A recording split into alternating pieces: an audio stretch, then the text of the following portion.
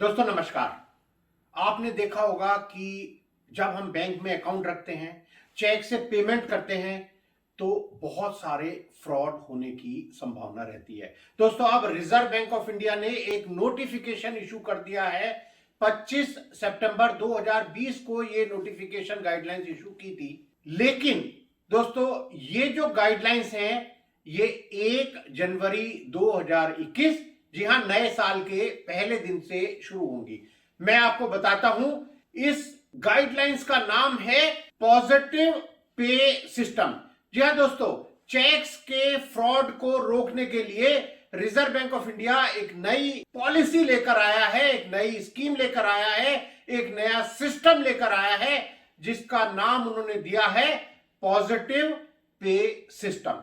दोस्तों ये कैसे काम करेगा? उन्होंने कहा है कि देखिए जी, जब आप एक चेक इशू करेंगे लार्ज वैल्यू अमाउंट का, और यहां उन्होंने जो अमाउंट डिसाइड किया है, उन्होंने कहा है कि देखिए आप 50,000 या उससे ज्यादा अमाउंट का अगर आप कोई चेक इशू करते हैं किसी दूसरे व्यक्ति, कंपनी या फर्म के नाम में, तब आपसे हम कहेंगे कि साहब उसकी जो की डिटेल्स हैं, यानी आपने किसके नाम में वो चेक इशू किया, किस डेट यानी किस तारीख को इशू किया, कितने अमाउंट का इशू किया, ऐसी ऐसी खास खास बातें प्लीज आप हमको रिकंफर्म कर दीजिए। हमको मतलब अपने बैंक को रिकंफर्म कर दीजिए कि भैया मैंने एक चेक इशू किया है, 50,000 से ज्यादा का है, तो बताइए कितने अमाउंट का किया है, किसको किया है, किसके फेवर में चेक हमने इशू किया है, और किस डेट में ये चेक इशू किया है। दोस्तों अब जो चेक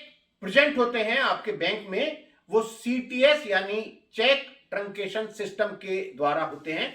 मैं आपको इसके बारे में एक और अलग वीडियो बनाकर इस चेक ट्रंकेशन सिस्टम के बारे में बता दूंगा। लेकिन ये जो गाइडलाइंस होंगी ये उन चेक के लिए हैं जो सीटीएस के अंतर्गत प्रेजेंट होंगे आपके बैंक में। दोस्तों आपने ये जो इंफॉर्मेशन है ये आखिर देनी कैसे है, यानी रिकंफर्मेशन करना कैसे है? क्या आपको जाके बताना होगा अपने बैंक को कि भैया ऐसे ऐसे मैंने चेक किया है एक इशू, या फिर आपको कोई लेटर भेजना पड़ेगा?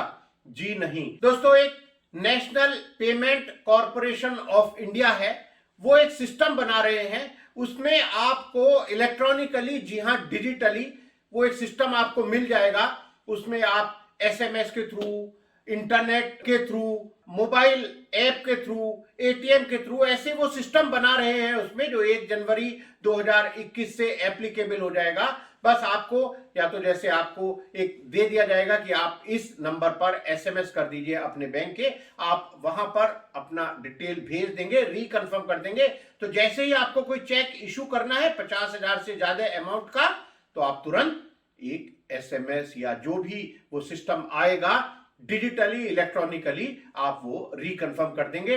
और अगर आपका जब चेक प्रेजेंट होगा पेमेंट के लिए, उसमें कोई डिफरेंस मिला, किसी ने उस चेक के साथ गड़बड़ कर दी, कुछ अमाउंट चेंज कर दिया, किसी का नाम चेंज कर दिया, तो फिर वो तुरंत उसको देख लेंगे बैंक और कहेंगे कि भैया ये पास करने लायक चेक नहीं है, यानी इसका पेमेंट हमें नहीं करना है। लेकिन दोस्तों ये भी कह दिया है रिजर्व बैंक ऑफ इंडिया ने कि देखिए ये जो अकाउंट होल्डर हैं ये उनकी इच्छा पर निर्भर करेगा। भैया आप उनसे कंसेंट ले लीजिए कि आप ये सिस्टम करना चाहते हैं, या आप कहते हैं भैया मेरे साथ फ्रॉड होने दो, मुझे कोई मतलब नहीं है, मैं तो ये रिकंफर्म आपको नहीं करूंगा।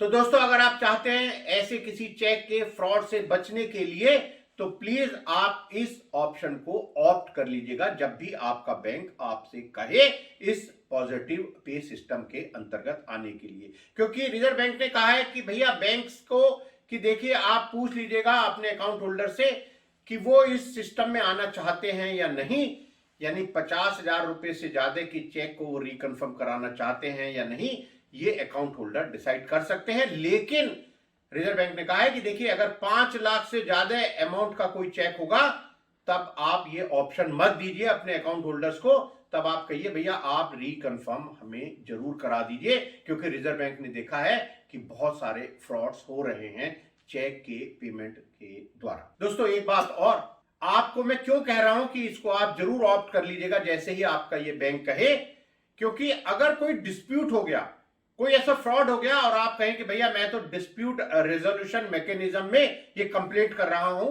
तो आपकी वो कंप्लेंट यानी dispute resolution mechanism under CTS तभी माना जाएगा अगर आपने ये रिकन्फर्मेशन का जो ऑप्शन है वो ऑप्ट कर रखा होगा। दोस्तों, जब आप ये बैंक्स को अपने बोल देंगे कि हां मैं इस पॉजिटिव पे सिस्टम का एक हिस्सा हूं और मैं रिकन्फर्म करूंगा अपने चेक के बारे में, तभी आप dispute resolution mechanism of CTS में पार्टिसिपेट कर सकते हैं। तो दोस्तों, ये तो मैंने आपको बता दिया पॉजिटिव पे सिस्टम जो रिजर्व बैंक ऑफ इंडिया लेकर आया है आपको चेक के फ्रॉड से बचाने के लिए। और ये जो पॉजिटिव पे सिस्टम है दोस्तों, 1 जनवरी 2021 से शुरू हो रहा है।